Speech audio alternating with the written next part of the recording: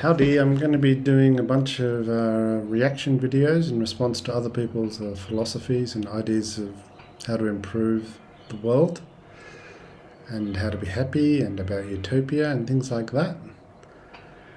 Politics, because that seems to be a popular area of trying to improve the world. It's going to be using the ideas from my book. I'm not too happy about the cover, but that was chosen by a group of people, so majority rules. I like the cover, but not sure that it fits the subject matter. Available on Amazon. My basic philosophy is that there's nothing wrong with people, but society distracts us away from our innate happiness and goodwill by saying that we are lacking and flawed. If we remove the idea that we're lacking and flawed, that will solve all our essential problems, because the idea creates our essential problems by dividing us against ourselves and each other. It might seem like a simplistic idea, but believe me, we will go very deep, and you'll be surprised. I'm starting off here with Rebel Wisdom. I'd say they're the main, as far as I can find, the main people dealing with improving understanding in the world. But they're still suffering from that what I think is the essential societal illusion, which is the negative view about human beings being lacking and flawed. And in this video, David, he specifically talks about flaws. So that got me going. It's like he threw down the gauntlet, and now I'm going to be responding with a series of videos on my channel. I think it's absolutely true that it needs to be more than just the kind of usual suspects. Like there has to be and I think what I've tried to do on Rebel Wisdom is to show who some of those new characters might be. They have a fair variety of people on the show, but they don't have anybody that challenges the beliefs of Rebel Wisdom. And I also think my overall frame, and you did say sort of where I think this is going, I think where it has to go is further towards a more honest accounting of our psychological flaws, of our makeup. Now see how easily he says that, like it's common knowledge and common sense and obviously true. And I'm going to be challenging that belief.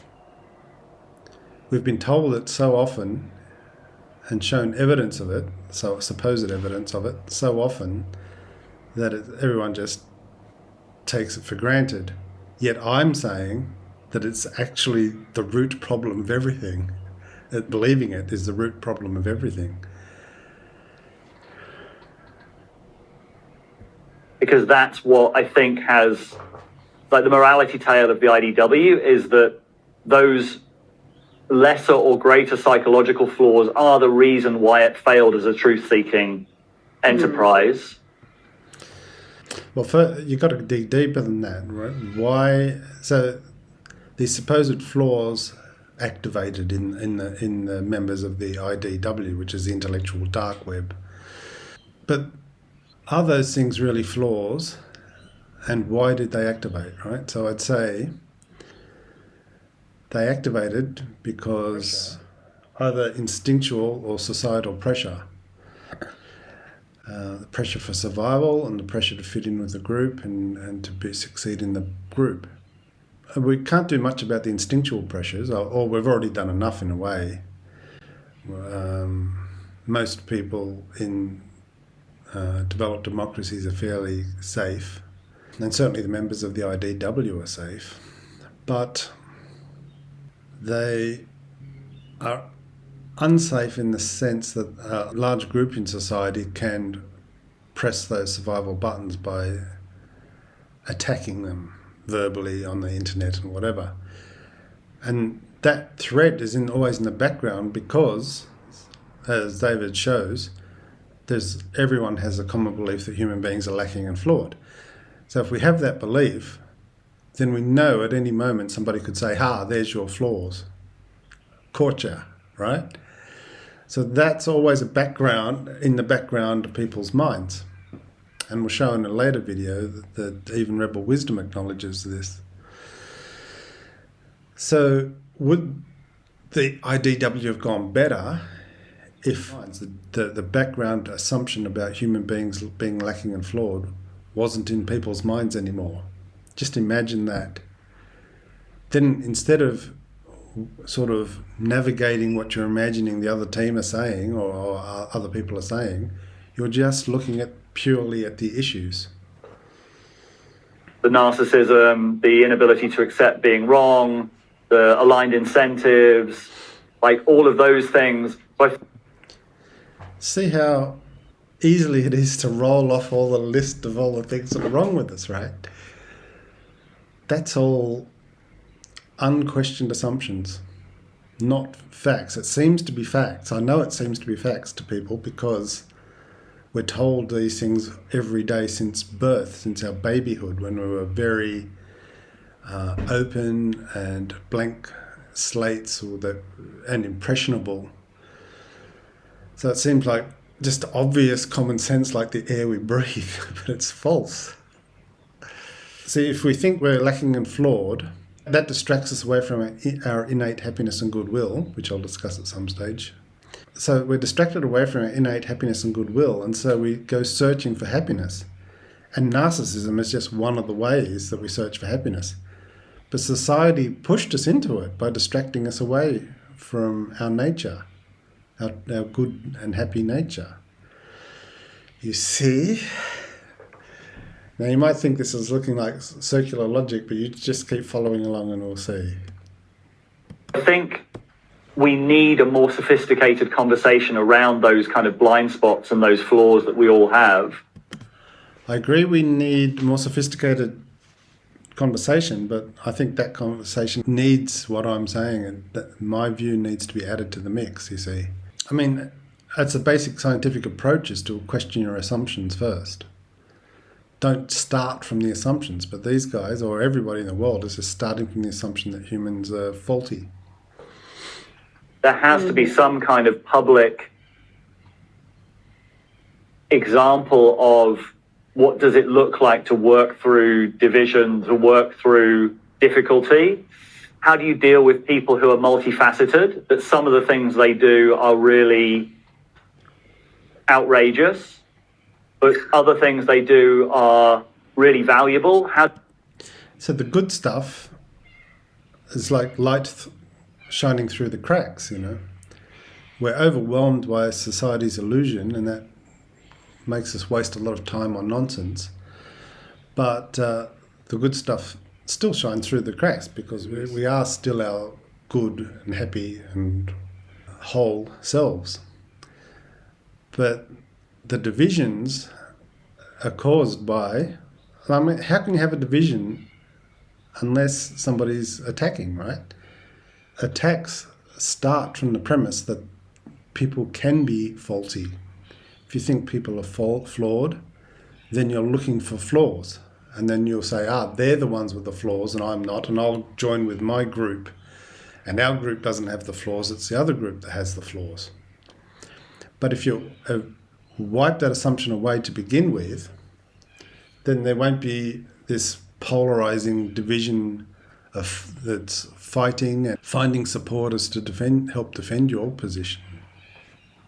How do we deal with characters like that?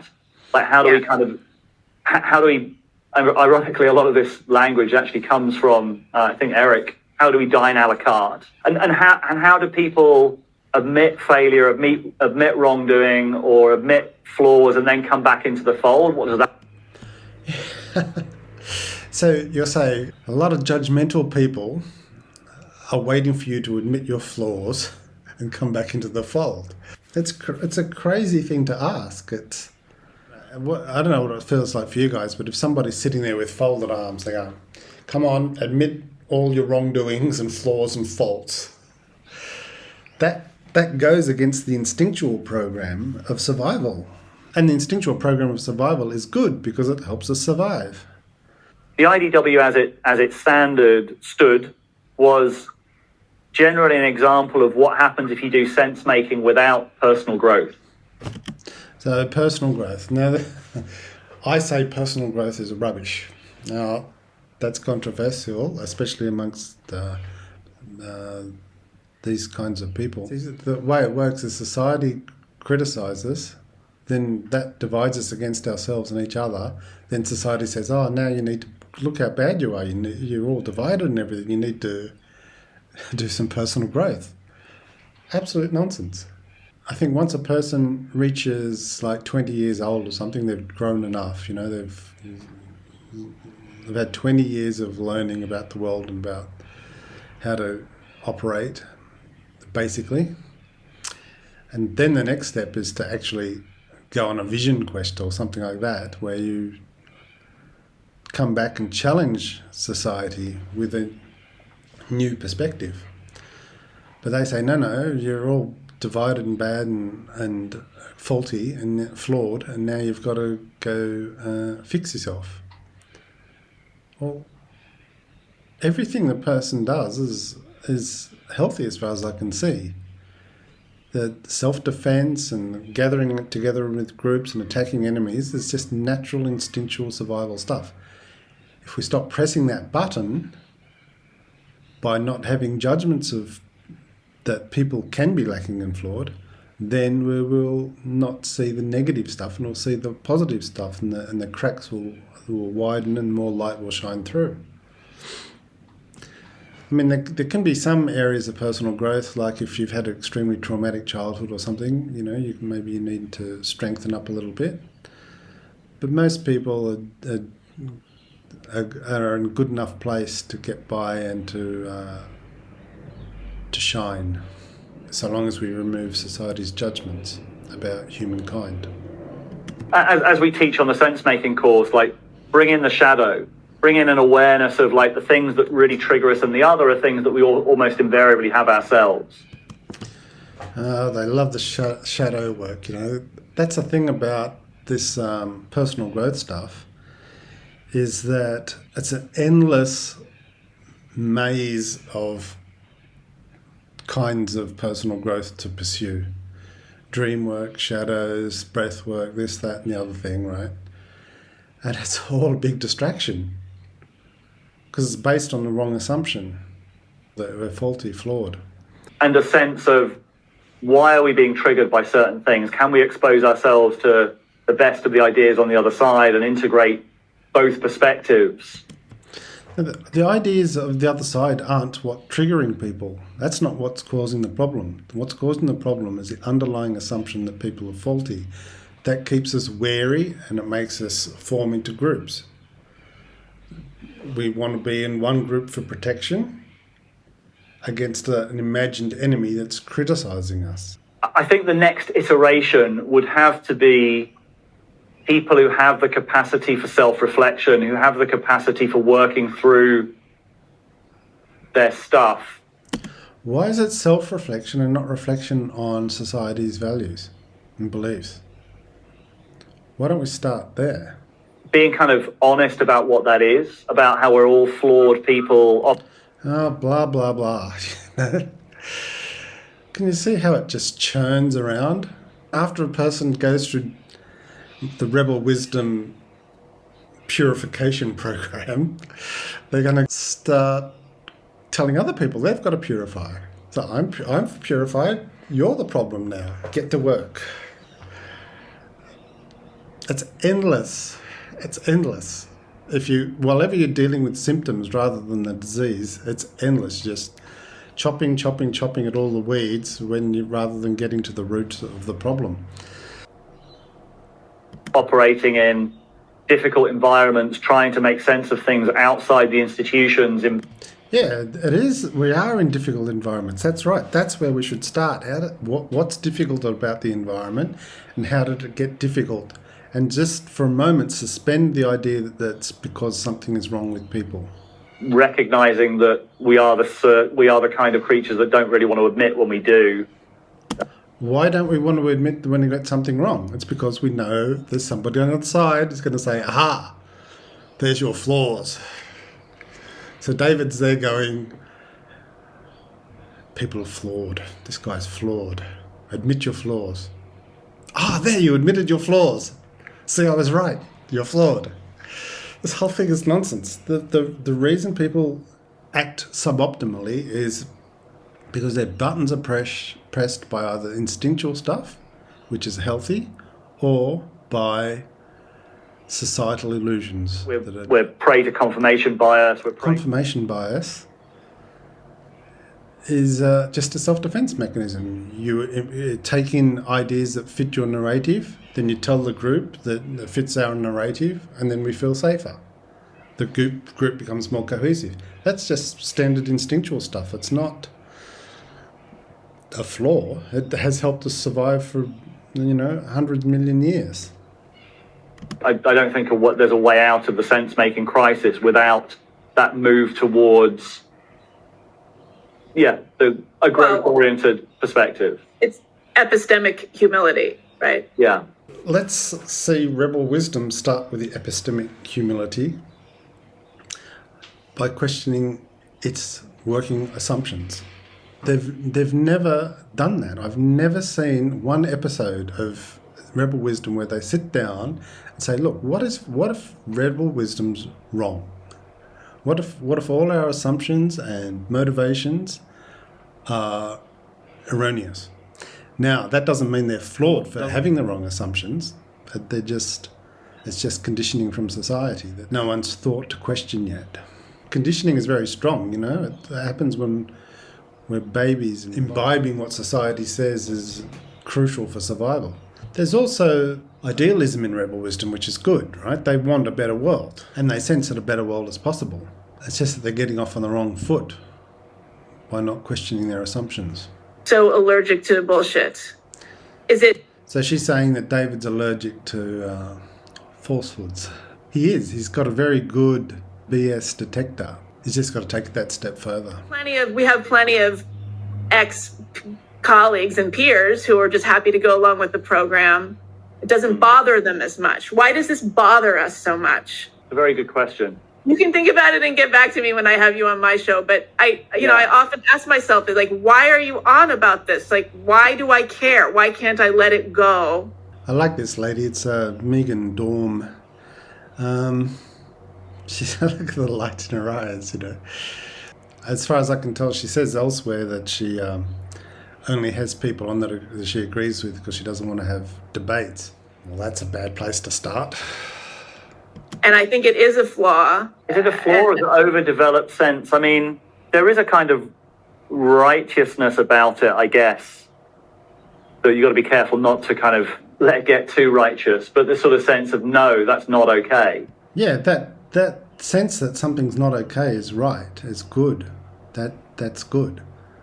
But it's the cause of the bad behaviour needs to be more deeply questioned. The gut response that, something's wrong here is great. The trouble is they jump from this is not okay to saying the person who did the wrong thing is not okay, when they're really just responding to their instincts. Instead, you should be saying, okay, this is not okay. Why is it happening? That's where you should be starting. And you shouldn't start with the assumption, it's because the person's flawed. Believing in those flaws is actually the cause of the problem. That's the good thing that attracts people to journalism in the first place, is this sense of truth being something in itself that is curative. That's absolutely correct. Truth does heal and fix things, but it's got to be true. And it's got to get to the disease, not just stay with the symptoms. In the wider kind of heterodox space, I think there is a lot of power without accountability.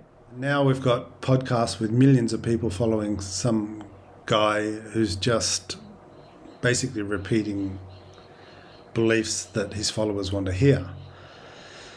And that's causing division because you get extreme left-wing podcasts and extreme right-wing podcasts, and they just keep feeding stuff to their audience and flaming up the fires of polarization and conflict. But the power would evaporate as soon as we think there's nothing wrong with people. People are not faulty or flawed. Then you can't hate your enemy. You can't think your enemy is lacking intelligence or morally flawed. When you get rid of that idea, then immediately you're focusing on the real issue rather than just wasting time judging supposed enemies. So an awful lot of bullshit then is able to metastasize in the alternative, and I think that's a lot of the nonsense we're seeing at the moment. So Right. That's what I feel quite personally invested in at the moment. You're really the only one actually kind of holding these two sides, like really engaging with this phenomenon. This is you own that. That's what I always tell my students. You own that idea, that beef. I think that feels like your intellectual mission. Great, thanks. But it's hard. It's really hard. That's a really hard one to tease out, because you have to explain to people what these two things even mean to begin with, and then what the problem is. But being hated on both sides for it. Well, what's the fuel for that hate? Is there something that can be removed that would end the hate? get a dog. Yeah, dogs don't hate. Well, do you see also that David's sort of feeling heroic there by going, I'm hated by both sides? Well, there's a solution. I'm giving him a solution. Now, there's another video. Really, how do we have conversations? Here we go. How do we deal with difficult conversations, and how do we have conversations that can go somewhere new? It's a very surprising thing, but what happens in our bodies when we're involved in a difficult conversation in which we're sharing different points of view, or in which we're sharing critical feedback, or in which we're trying to solve a problem that feels threatening, is the very same thing that has always happened to us in our evolutionary history. She's saying what I'm saying, that it's instinctual. And we've got to see those instincts have got us where we are today. It's made us survive. The instinct's not flawed, but they are limited. You can't expect a tool, an instinctual tool, to be appropriate all the time. Well, it actually is appropriate all the time. If there's a threat perceived, then it's right to go into survival mode. But then we have to figure out whether the threat is a real threat from the physical world, or if it's a constructed threat, such as the belief that human beings are faulty, flawed, lacking. And that is that the brain and the amygdala pick up any subtle signals of threat. There you go. So subtle, this is really important, subtle signals of threat. So if you go around thinking that people are lacking and flawed, everyone picks up on that. It's subtle, very subtle, but everyone's on guard. You arrive at a party even, and there's a part of you that's sort of a background aware of, I've got to behave appropriately, or, there's danger of being judged. In the workplace, it's the same. In the family, it's the same. Everyone's sort of treading on psychic eggshells. Of difference, of criticism, of any kind of threat. Any kind of threat. So that's why rebel wisdom, if they're starting with the assumption that people have got flaws, that's the first thing any guest or any sense maker, they call it, sense making, it's the first thing they're going to pick up on. And that's in the background of their mind. We should bring it to the foreground. So that's the issue to be addressed. Hang on, is it true that human beings are flawed? Why, of all the creatures in the universe, is there one species that's flawed, and why has it happened to be us? Isn't that a strange coincidence? Isn't it statistically unlikely?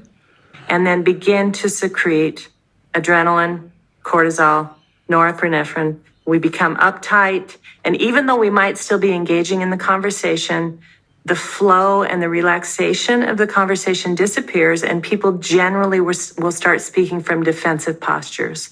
See, our bodies are filled with drug dispensaries and drug pushers, right? All the glands are secreting these chemicals that force us to behave instinctually for survival.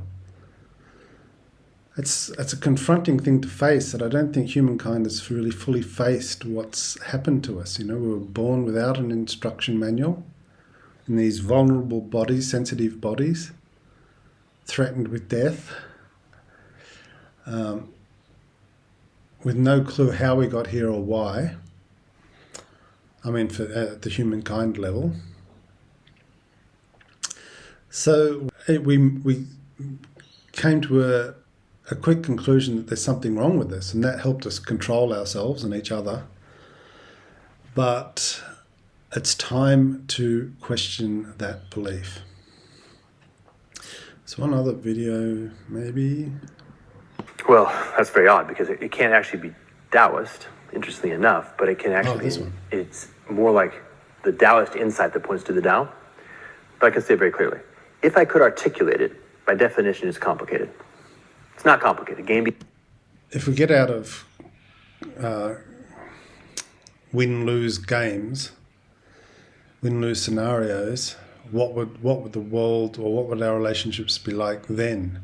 And I'd say that game A, or the win-lose scenario, is based on the belief that we're lacking and flawed.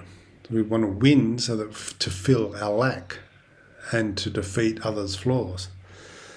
So if we remove that belief, then we'll be in game B, which is cooperative. But we can't articulate, and we don't need to articulate that, because all that will be happening is that we'll be acting from our innate happiness and goodwill. But I'll deal with that in another video. Anyway, thanks for watching.